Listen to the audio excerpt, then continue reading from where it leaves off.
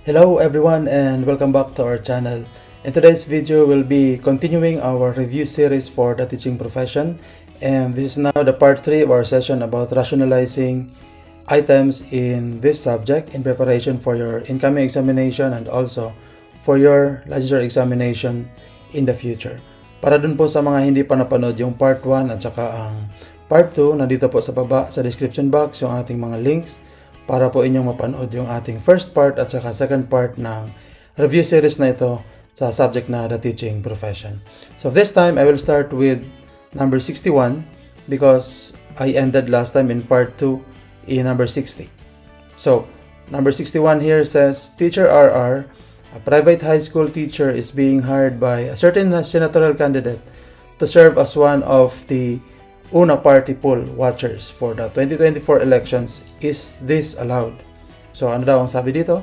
Si Teacher R daw po ay kinuha bilang maging watcher sa botohan sa 2024 election. Yun po ba ay allowed o hindi? Tingnan pa natin ang mga choices dito. Sabi dito is letter A, yes, it is one of his rights as a Filipino citizen. Pwede daw. Letter B, yes then, because he is a private school teacher, not a public school teacher.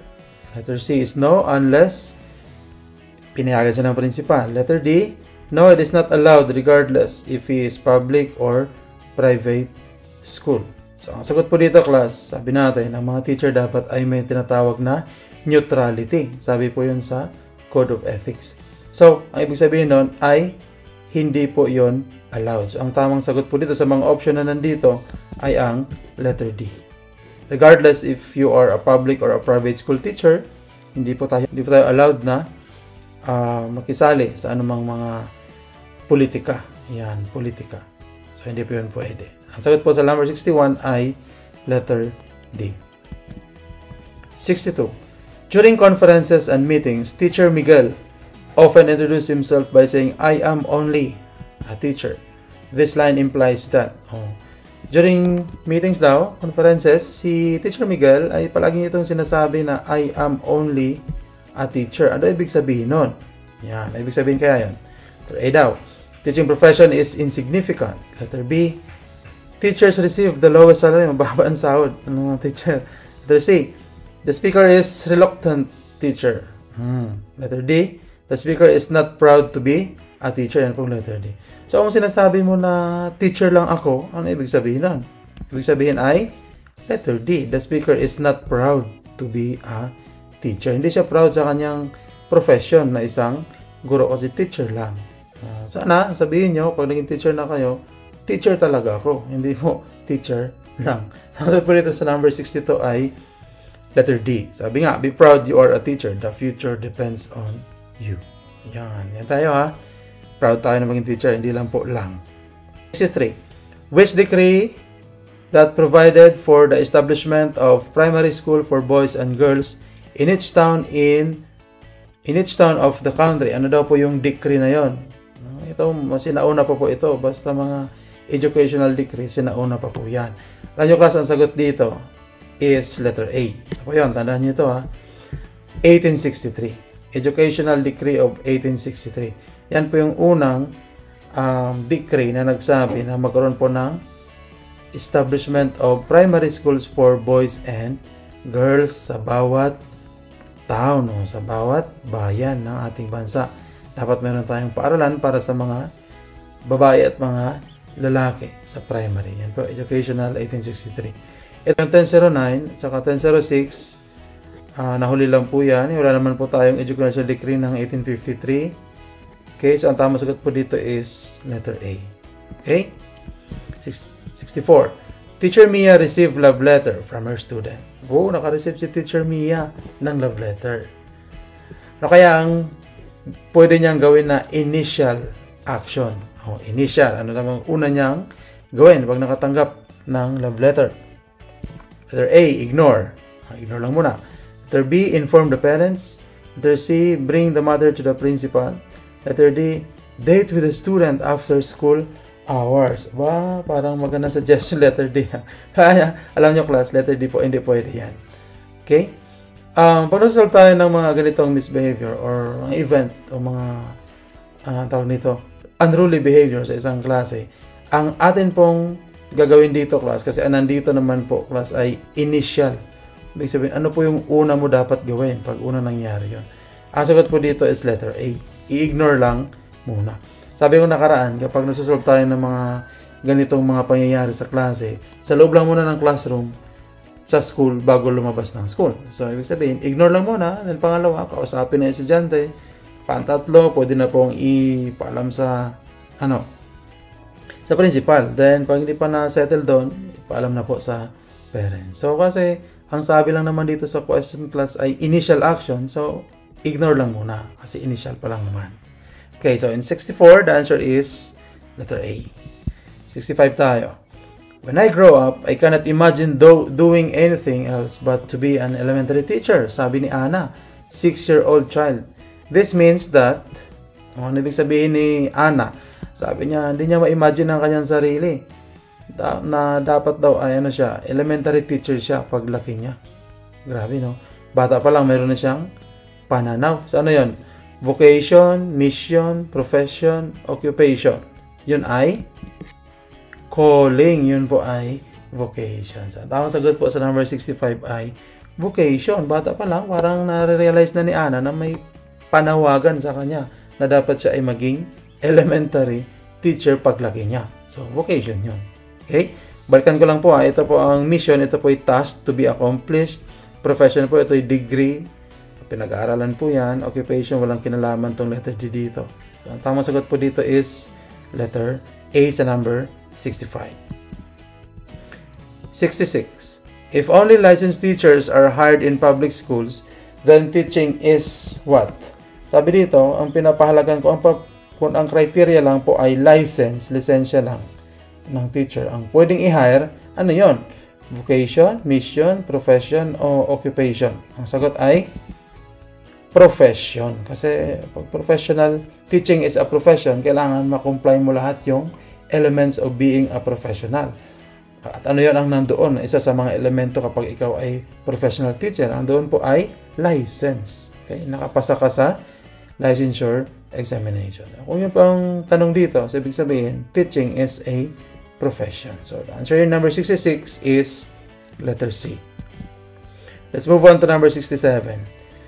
Among the special rights of teachers which is not provided by law.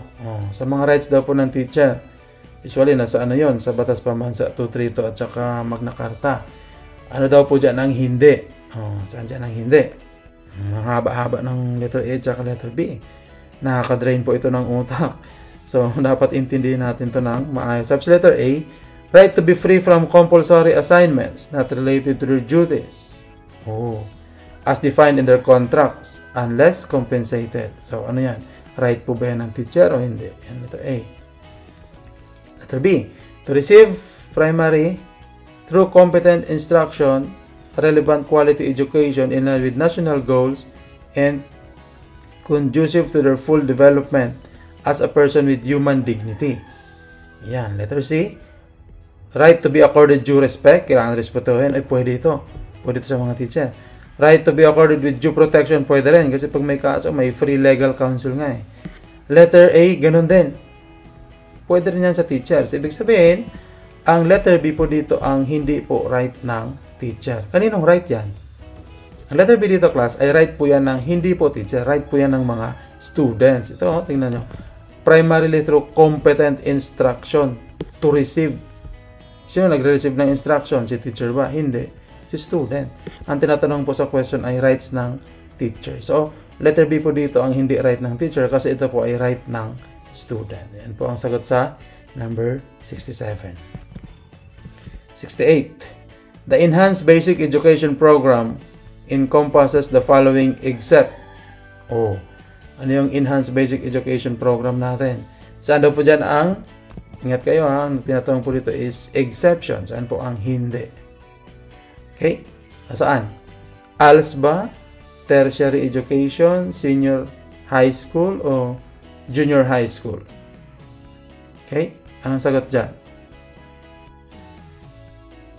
Ang sagot ay letter B. Letter B ang sagot natin kasi hindi naman po kasama sa basic education ang tertiary kasi college na yon. Ang tanong po dito class ay enhanced basic education program. Sabing basic education, ang nandyan po dyan is elementary, high school, primary, at saka kasama din po dyan ang alternative learning system kasi na doon din po yun sa DepEd. Ang tertiary education po hindi sakop ng DepEd, sakop po siya ng CHED, Commission on Higher Education. So, saan po tayo exception? Tertiary, kasi hindi yun basic education. Yan po, number 68. 69 tayo. Teacher Tolem rendered 12 consecutive years in service. So, 12 years na in service. For provisional status, ang tagal na nito 12 years pero ang status niya provisional. Is he qualified to be extended for permanent position? So, pwede na ba siyang gawing permanent? Nang nakaserve na siya ng 12 na consecutive years. Provisional pa rin, hindi pa siya permanent. Pwede na ba na i-permanent natin si Teacher Tolem? Letter A, hindi daw. Because he is not a registered teacher. Hindi naman sinabi sa question kung pasyado sa o hindi. Basta ang sinabi, nakarender na siya ng 12 years. Okay, letter B. Hindi rin kasi dapat daw makasecure muna siya ng license. Wala namang information sa question kung license siya o hindi. Letter C. Yes, if he is efficient and faithful to service. And letter D. Yes, only for temporary status pa rin. Ang sagot po dito, class, ay letter C. Pwede na. Bakit pwede na? Ang nandun po sa Magna Carta, class, pwede nang maging permanent ang isang na-hire na teacher na provisional kung umabot po siya ng hindi 12, kundi 10 years lang. Tandaan nyo, hindi po 12, 10 years lang, qualified ka na maging permanent. Ang nandun po ay 10 years na consecutive years of service at the same time, efficient ka at saka faithful ka sa service. So, si Teacher Tolem dito, lagpas ng anang 10, 12 na siya. Faithful. Pwede siya maging permanent kung siya ay faithful at saka efficient sa kanyang service. So, obviously, siguro, faithful naman talaga at saka sa efficient kasi hindi ka naman naabot ng 12 years sa serbisyo kung hindi ka faithful. Diba? Sa trabaho mo, no? Yan. So, letter C po dito ang sagot sa number 69. Tandaan nyo, 10 years at saka faithful ka sa trabaho, pwede ka na maging permanent. Okay? Sige. 70. Teacher Tala was transferred to the other school 2 months before the scheduled national election. Is her transferred allowed? Ito, transfer bago ang election, 2 months. Ang sagot po dito, class, ay hindi dapat. Hindi dapat allowed ang transfer na yon. Bakit? Gaano ba katagal bago mangyari ang transfer kapag mayroon tayong paparating na election? Ito ang sagot, letter C. It should be 3 months before national election. Kung may national election tayo, dapat po walang matatransfer na teacher sa isang school 3 months before. So, ang sa question dito, 2 months before. So, siguro, na-transfer si Teacher Tala, March na. Ay, di, pagdating ng May, may butuan. So, hindi na yun 3 months, no? So, ang sagot po dito, class, is letter C. It should be 3 months before election para maging allowed po yung pag-transfer kay Teacher Tala. Number 70, answer is letter C. 71. Is an alien qualified to take the let? So, pwede daw po ba mag-take ng let ang mga foreigner? Ang sagot ay letter A daw. Hindi pwede kasi hindi siya natural born. Okay, letter B, pwede basta daw may reciprocity. Ang sinasabi na reciprocity, ibig sabihin yung kanilang bansa na pinanggalingan tumatanggap din ng mga teacher na mga Pinoy. Yun. So dapat ay pwede rin silang tanggapin. Yan ang ibig sabihin ng reciprocity. Letter C. Yes, provided he or she is a teacher education graduate. Kung teacher education graduate siya, pwede daw. Letter D, hindi po because she is not a citizen of the Philippines. The answer, class, is letter B. Okay? The answer is letter B because of this term, reciprocity. Ang sabi ng reciprocity, pwedeng kumuha ng let ang isang foreigner sa Pilipinas as long as ang kanilang bansa ay tumatanggap din po ng mga Filipino teachers sa kanilang bansa. So, ang sabi ito ay letter B. 72. Which of the following situations can show that a teacher is chill in a tense situation? Saan po ba dito ang chill daw? Grabe, chill, relax lang to. In a tense situation. Pag may intense situation, chill lang daw. Saan dito nagpapakita ng medyo chill lang. Not alone but with peers. Not excited but calm. Not revengeful but a forgiving. Not passive but active. Ang sagot po is letter B. Not excited but calm. Pag sinabi natin class na chill, calm ka. Di ba? Calm lang. Ibig sabihin, kalmado ka lang. Hindi ka masyado excited. So, ang sagot sa number 72 dito is letter B. Yan po ang nagpapakita ng tinatawag na chill. Si teacher, kahit may tense situation. Yan.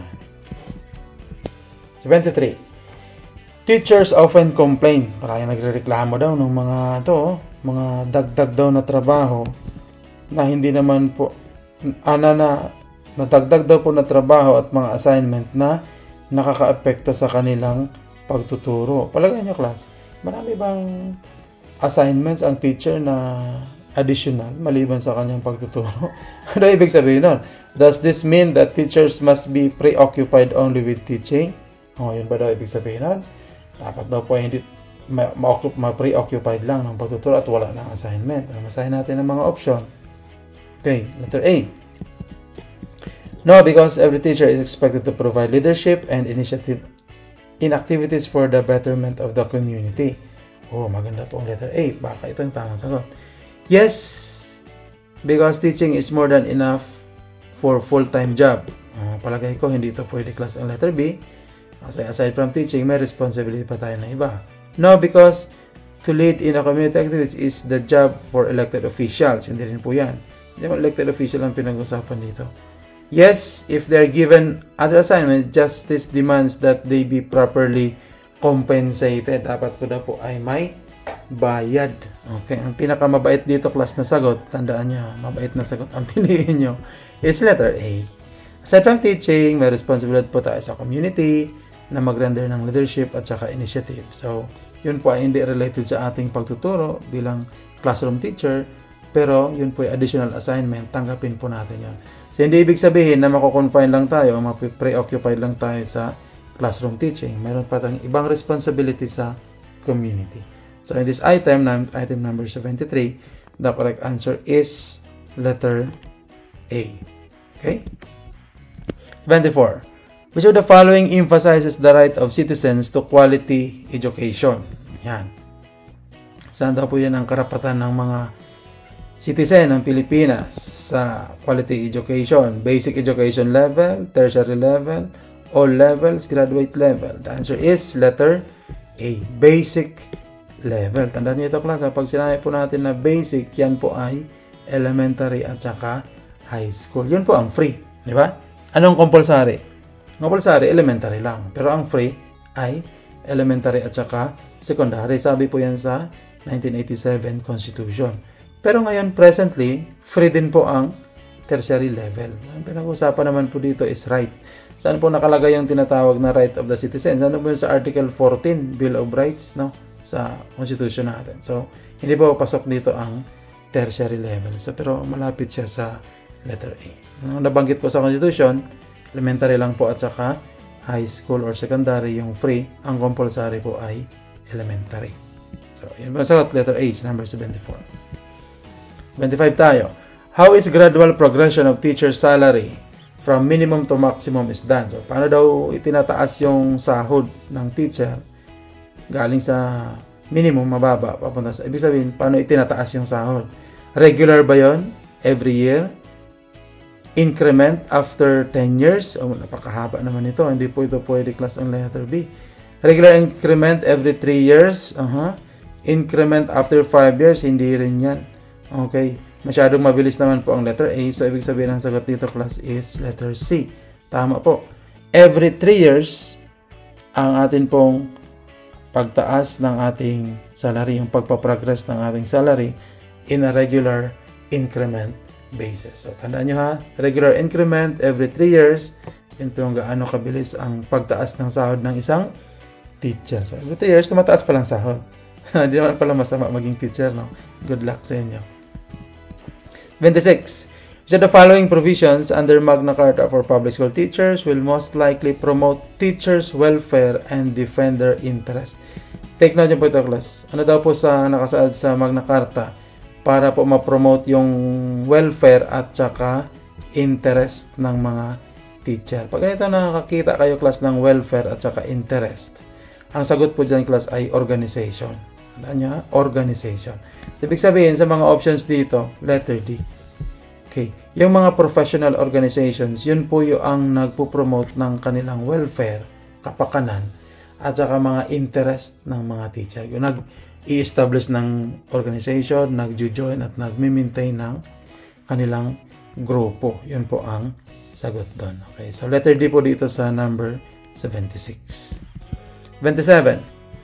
Teacher B has been active in service for 10 years when he decided to pursue her higher studies. Under RA 4670, o Magna Carta po yan, what kind of leave of absence can she or he avail? Talaga. Huwag kayong malito ng mga nandito na detalye sa question. Ang nandito lang po ay magpupursue siya ng higher study. So, mag-study ka. Anong leave yun? Study leave, siyempre. Di ba? Letter C, mag-study ka eh. So, study leave po ang sagot dyan. Okay. Pwede po yan. Ang requirement po sa Magna Carta, hindi po 10 years. Sobra-sobra na 10 years. 3 years na, 3 to 5 years na, pwede na. Okay. So, ang sagot po dito ay letter C. 78. When can teachers be required to work on assignment not related to their duties? Ano daw ang pagkakataon o panahon na pwede mong bigyan ng trabaho si teacher na hindi related sa kanyang work na bilang teacher? When on probation, pag naka-probation yung teacher, hindi naman pwede yan. When found inefficient, so ibig sabihin, pag hindi ka masyadong kagalingan, dagdagan ka ng trabaho na hindi bagay sa bahing guro. Yan pwede ang letter B. When lacking in educational qualification, o ganun din. Pag hindi kompleto ang educational qualification mo, dadagdagan ka ng trabaho na iba. Hindi pwede yan. Hindi pwede ang A. Okay? Hindi pwede ang B, hindi rin pwede ang C. So, ang natira na lang ay letter D. Pwede kang dagdagan at as long as you are compensated. Dapat may bayad. Yan. Sabi nga doon sa Magna Carta, at least 25% of your basic salary. Di ba? Yun po. Yung sahod mo ay 30,000, magkano ang 25%? 25 ng 30,000, that is 7,500. Yung additional pa yun. Ibabayad sa'yo. Okay? So, example lang yan. Number 78, the answer is letter D. Number 79. Teacher D is assigned in a rural area, Teacher E in depressed community, Teacher F in a hazardous area, and Teacher G is in a place where standard of living is high. So, ibig sabihin, si Teacher D sa rural. Okay. Si Teacher E naman ay sa depressed community. Mahirap ito na lugar na ito. Mahirap yung mga tao. Teacher F naman po ay sa mga delikadong lugar. Then si Teacher G ay sa lugar kung saan mataas po ang standard of living. So, sino daw po ang entitled sa kanila ng tinatawag na hardship allowance? Actually, class, ang special hardship allowance ay pwedeng ibigay sa dalawang kondisyon. Sa mga depressed community at saka sa hazardous area. Kaya ang sagot dito ay either si Teacher E o si Teacher F ang pwede. So, sa mga situation na ganito, class, dapat po ang inyong piliin is yung una-unang tama. Okay? Si Teacher E kasi tama din ito. Qualified siya sa special hardship allowance kasi natuturo siya sa mahirap na lugar. Si Teacher F naman ay qualified din siya sa special hardship allowance pero may specific po na tawag para sa allowance na pwede sa kanya. Ang tawag po doon ay hazard pay. Yan, hazard pay doon sa mga delikadong lugar. So, ang sagot po sa number 79 is Teacher E. Hardship allowance po ang nandoon sa kanila. Medyo malapit po ito si Teacher E at saka si Teacher F. Okay. Naunang tama po si Teacher E. So, siya po yung ating pipiliin. That's the answer in number 79. Number 80. Teacher H contracted an illness that required rest for more than 1 year. Kala magpahinga ni Teacher A ng sobra sa 1 taon kasi meron siyang karamdaman na nagre-require na mamahinga siya ng more than 1 year. Anong leave ang kailangan niyang i-file? Sick leave, personal leave, indefinite leave, vacation leave. Magandang magbakasyon, no? Ang tawag po dito, class, ang tamang sagot ay indefinite leave. Yan. Ito yung inyo pong ina-applyan. Pag sobra ng 1 taon, ang iyong pamamahinga dahil sa sakit at hindi mo alam kung kailan ka po babalik So that is indefinite leave. Kasi depende yun sa recommendation ng doctor kung pwede ka nang makapagturo ulit o hindi pa. So indefinite. Hindi indefinite. Hindi ka sigurado kung kailan. Yun po dapat ang ipa-file ni Teacher H. 81. A school personnel can avail of free legal service under certain circumstances. Principal 1 was accused of maligning her neighbor. Yan, ang kapitbahay ni principal. Si Principal 1 po ba ay entitled sa serbisyo na yon? Anong serbisyo na yun? Free legal service. May libreng abogado. Yan, pag may kaso. Yes. Ito ay daw, yes. She should defend herself. B, no. It funds is not available. So talagang wala. C, not, no. It might bring some disagreement in school. D, no. The case is not related to her professional duties. Yan po ang tamang sagot, class, letter D. Hindi naman po related sa kanyang duty kung nang-away po siya o inakusahan siya ng pang-aaway sa kanyang neighbor. Okay? So, ibig sabihin, ang sagot po dito ay letter D. Hindi naman yun related sa school. Ang binibigyan lang po ng free legal service is yung mga kaso na related po sa trabaho mo sa school. So, ito po ang sa neighbors, hindi naman yun related. So, hindi po yun dapat bigyan ng free legal service. So, ang sagot sa number 81 ay letter D. Number 82. Teacher M suffers from hypertension and experiences difficulty in speech. Oh, hypertension, high blood to. Nahihirapan siya magsalita. Ano kayang maapektuhan sa kanyang pagtuturo kapag ganun? Personality, punctuality, effectiveness, devotion to duty. Hindi po pwede ang A dito, class. Okay, hindi pwede ang B. C lang or D. So ano yon? Kapag high blood ka, hindi ka na makapagsalita ng maayos, ano ang apektuhan? Ang apektuhan ay effectiveness. Yan. Hindi ka na magiging efektibo na teacher kapag ganun yun, hindi ka na makapagsalita ng maayos. Naka-experience ka pa ng hypertension. So, ang mga apektuhan po sa pagtuturo mo ay effectiveness. Okay? Letter C po tayo dito. 83. Miss Sanchez, a BS Ed graduate, has not passed the LET yet. On what capacity can she be hired? O hindi pa daw nakakapasa si Miss Sanchez, BS Ed graduate. Ano ang capacity? Anong mga pagkakataon na pwede siyang i-hire? Ano lang? Permanent status ba? Emergency status? Provisional status not less than 6 months? Provisional status not less than 1 year. Ang sagot po dito, class, ay letter C. Ayan, provisional status not less than 6 months. Ano ang kontrata po natin dito? Pinakamababa po ay 6 months dapat. So, minimum 6 months. So, hindi dapat bumaba sa 6 months. Provisional lang. Kasi hindi pa naman siya pasado. Hindi pwedeng maging permanent. Hindi pwedeng emergency. Provisional status not less than 1 year. Hindi ba nakasaad po yan sa Magna Carta na po yan 6 months lang. Okay? Sige. 84. Teacher N wants to continue with her study leave for another 6 months after completing a school year. Gusto magpatuloy ni Teacher N na i-continue ang kanyang study leave. Ibig sabihin, nag-aral to siguro ng masteral. Yeah, after 6 months, for another 6 months after completing a school, ibig sabihin, nakatapos na siya ng 1 taon ng study leave at gusto niyang mag-continue pa ng another 6 months. Could she be allowed? Pwede ba yan? Letter A, yes, if her grades are excellent. Yes, but without compensation. Wala nang bayad. Letter C, no, other teachers should have the chance. Ibigay naman sa ibang teacher. Letter D, study leave should not exceed 1 year. Okay, tama yon. Ang sagot po dito, class, ay letter B. Ang mga teachers po ay entitled ng study leave ng 1 year lang. Pero, pwede kang mag-extend after 1 year. Ang condition po, wala na pong compensation. Ibig sabihin, wala ka ng sahod. Wala ka ng allowance bilang naka-study leave. With your own expense na po yung extension. Kasi may bayad lang po na qualified sa pag-study leave ay 1 year lang yon. Hindi ka dapat sumobra yon. Kung sobra ka, hindi ka nababayaran ng gobyerno. Ayan. So, sa number 84 is letter B. 85. Is holding a rally to protest the delay of benefits due a person ethically acceptable. Magrarally ka daw dahil delayed ang benefits. Tiyan niyo po, class, lahat ng option dito. Yes. Yes, lahat ng option. Saan yan? Yes, when hold while on official time. Hindi pwede. Hindi pwede mag-rally kapag official time. Wala yung letter A. Tanggal yan. Yes, hold outside the school official time. Pwede yan. Yes, when hold with approval of the principal. Hindi yan. Wag mo na isali si principal doon pag magpo-protest ka. Yes, when hold together with parents and students. Ibig sabihin, isali mo ang parents at students. Allowed yun? Hindi po. Ang sagot dito ay letter B. Ito na yung pinakamalapit dito na sagot. Pwede kang mag-protest basta outside official time. Okay?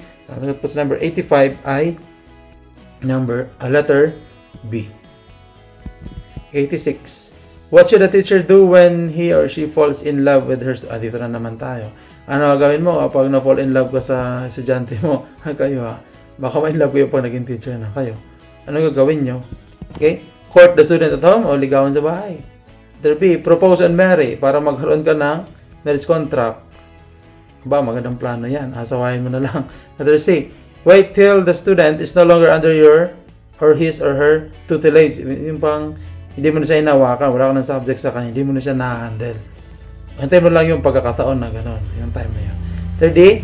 Act normally as if nothing happens and the student does not exist. Parang hindi nag-exist estudyante, parang ignore natin. Ayan.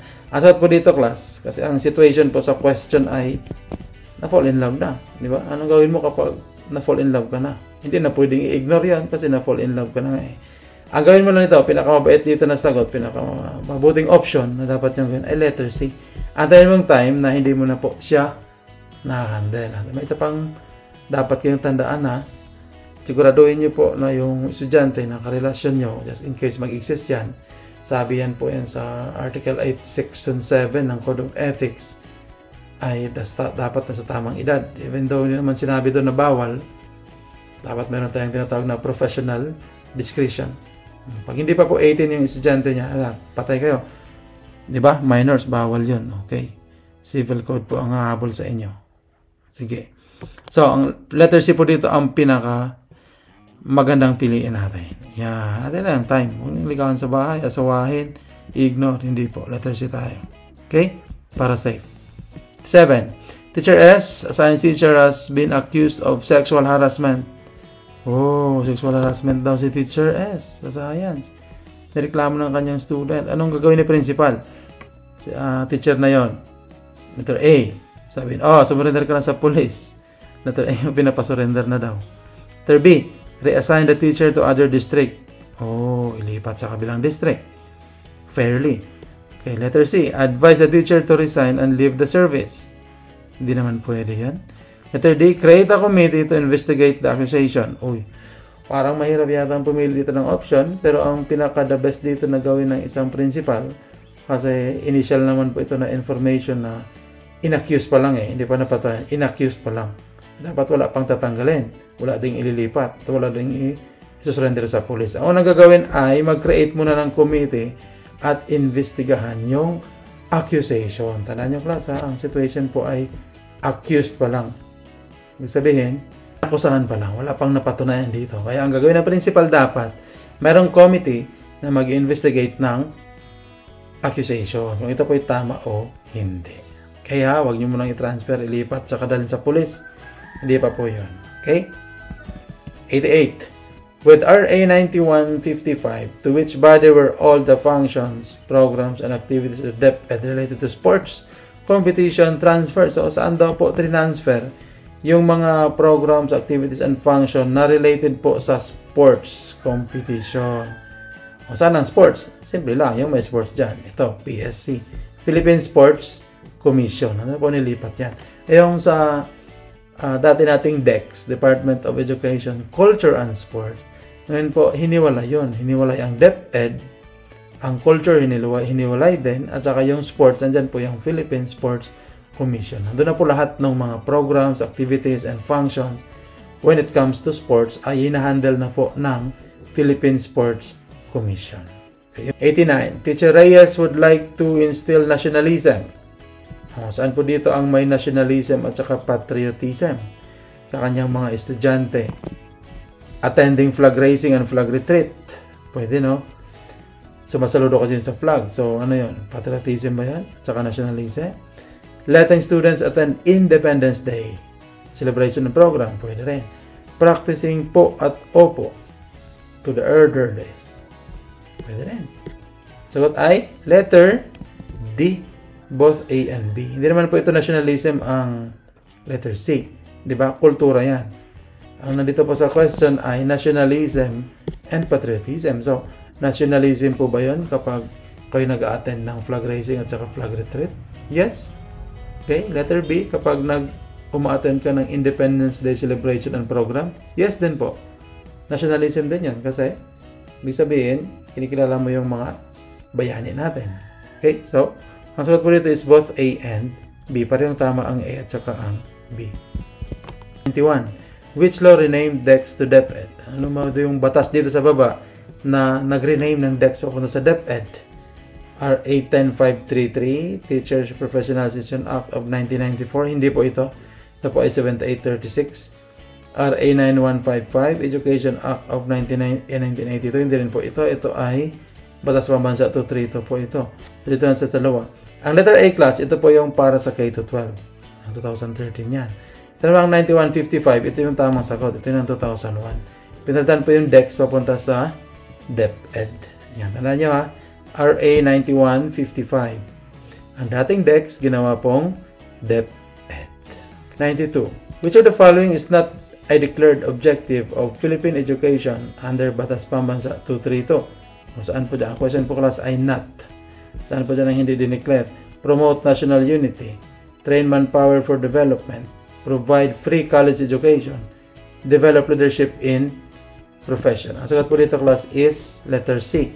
Hindi naman po sinabi sa Batas Pambansa 232 na maging free ang college education. Lahat po yan na doon sa Batas Pambansa 232 maliban po sa letter C. Yun yung pong kinalaman yung free college education. 93. Who are considered part of the educational community? Saan dyan? Si student, si teacher, dyan.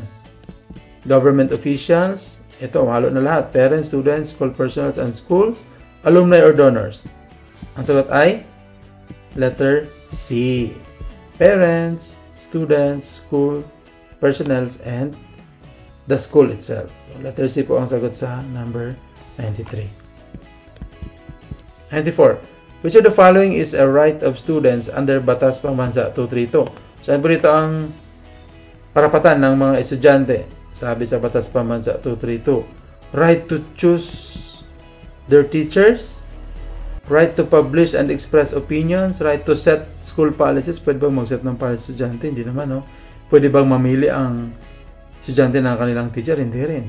Right to receive grades and incentive. Right ba nila yung pag-receive ng grades at saka incentive, pa-premyo? Hindi po. Ang tamang sagot po dito, class, sabi sa Batas Pambansa 232 ay itong letter B. Meron po silang karapatan na mag-express at mag-publish ng kanilang opinion. So, letter B is the answer in number 94. 95. What does BB 232 say about academic freedom? Ano ang sinasabi ni Batas Pambansa 232 tungkol sa academic freedom? Ano po, applicable sa public school? Di-discourage sa basic education? Hindi po yan. It is recognized in higher education? Pwede. It applies only to both private and public schools. Ang tamang sagot dito, class, ay ito. Letter C. Nire-recognize lang po ang academic freedom. Yung pagkatukoy doon sa Batas Pambansa 232 ay para lang po sa higher education. Sa Constitution, ganoon din. Ang nakalagay po doon ay higher educational system. So, ano po yung higher education system? Yan po nasa tertiary, nasa college. Hindi po sa basic. So, ino yung pa nag-enjoy ng academic freedom, usually po ay mga professors at saka mga instructors sa tertiary education. Okay. Ano po yung sagot sa number 95, letter C. 96. What is the role of the government in private education under Education Act of 1982? Alam natin na ang private, hindi yung public. Pero may pakialam po ang government sa kanila. Kasi dito rin sila nagtatayo ng kanilang school sa Pilipinas. Ano po ang dapat gawin doon ng gobyerno sa mga private school? Ipoprovide ba sila ng funding? Hindi po yan. Kasi private yun, yung government. Total control of the kukontrol ng curriculum ng mga private school? Hindi rin. Licensing and monitoring? Pwede yan. Ownership ownership, ibig sabihin, pagmamayari, gawing pagmamayari ng gobyerno yung mga private school. Hindi rin. So, ang may iwan dito, class, ay letter C, licensing and monitoring. Yan po yung ating ginagawa ng gobyerno para po sa mga private school sa Pilipinas. The answer is letter C. 97. What type of learning system does the state encourage aside from formal education? Sabi sa Constitution, ano pa ang ini-encourage maliban sa formal? Ano daw? Online, distance? Bago lang to. Hindi yan. Non-formal, informal, indigenous? Okay, parang pwede yan. C. Foreign-based? Military training? Yan. Letter B dito ang pinakamagandang sagot. Ito lang sagot natin. Non-formal, informal, indigenous, maliban sa formal. Ayan. Tingnan nyo, ang formal po pinag-aaralan sa school. Ang non-formal, ito po yung sa alternative learning system. Okay? Ang informal naman, nanggaling ito sa mga experiences sa buhay. Pwede kang matuto based on experience. Informal yan. Indigenous, yung mga IPs po ito. Nilagyan po natin ng paaralan yung mga indigenous communities. Yan. Ito yung dinadrive ng ating constitution aside from formal education. The answer here is letter B. 98. Which must be included in the curricula of all schools. Dapat ang isali sa mga curriculum ng lahat ng school. World History, Philippine Constitution, Business and Economics, Environmental Science Integration. Very simple. The answer is Philippine Constitution. Sabi sa isang article sa may provision po yung Constitution natin na dapat ituro sa lahat ng school or integrate ang Constitution ng Pilipinas. Hindi po World History. Hindi po Business. Hindi rin Environmental Science. Philippine Constitution ang dapat nating ituro sa mga estudyante. 9. Under what condition can religious instruction be offered in public school? Yan. Anong condition na pagkaroon po ng religious instruction sa mga private school, sa mga public school? Public school sa private school, depende yun sa kanila. Public lang. Kung in-approve ni principal, kung may written request ang parents sa guardian, kung pupunduhan ng gobyerno, kung ang mga estudyante ay below 18 years lang. What's the answer? What do you think? The answer is letter B. Kapag nag-request ang parents. Kaya sabi natin dito last time, pag-attend po ng religious instruction sa mga public schools, nakadepende po yun sa parents at saka sa guardian. Sila po magre-request ang gusto nila. At hindi po yun mandatory, yun po ay optional. Kung payag si teacher, kung payag si parents saka si guardian, pwede. Pero pag hindi, hindi rin. Pag walang written request, wala tayong magagawa ang school. Okay, yan. Sagot sa number 99, letter B. 100. Wow, 100 na tayo. What is required for donations to be tax exempt? Ano ang requirement para exempted sa tax? Maraming gumagawa nito para exempted. Ano? If it is used for sports program, mga donation daw. If it is used exclusively for educational purposes, yan na ang sagot. Letter B. Para wala kang tax, dapat for educational purposes lang. Okay, tandaan yan Yan po ang number 100. Gawin pa natin ito class na masaya. Gumawa ko nito ng pang 101. Para kung mag-take kayo ng exam, hindi lang kayo 100. 101. Lagpas pa sa 100. So, this is the last item of this series. And this is also part 3. And this is the last part of our review series for this teaching profession. And then, more will be coming kapag malapit na po ang inyong final examination ng subject na ito. Ito yung coverage para sa midterm. Okay? Last dito. Ano po ay maging 101% kayo na pasado kasi pang 101 na to. What priority must education receive in the national budget? Ano daw ang dapat ma-receive ng education kapag nagbabudget ang ating bansa? Lowest? Equal to defense? O pareho lang sa mga pulis at mga army? Highest? Pinakamataas? O hindi na tayo bibigyan ng fund? Anong budget? Okay. Ang sagot dito ay highest. Dapat mo ng highest priority. Okay. Binibigyan tayo ng highest priority ng gobyerno ang education. So, the answer here in number 101 is highest po. Okay? Highest priority. So, I hope na maging highest din kayo sa inyong exam na papalapit at maging highest din po kayo sa licensure examination sa future kapag magti-take na kayo. Yan po ating last item. Tandaan niyo po, highest ang priority para po sa education. Okay? Thank you very much for watching our review series for the subject, the teaching profession, starting from part 1, part 2, and part 3. I would like to personally thank also everybody for your love and support for our class YouTube channel. Our channel is starting to grow now, and it would not be possible without your love and support. I hope that you will be supporting our channel in the future, and just remember, we offer only solution, that's why there's no problem. See you soon on the next video.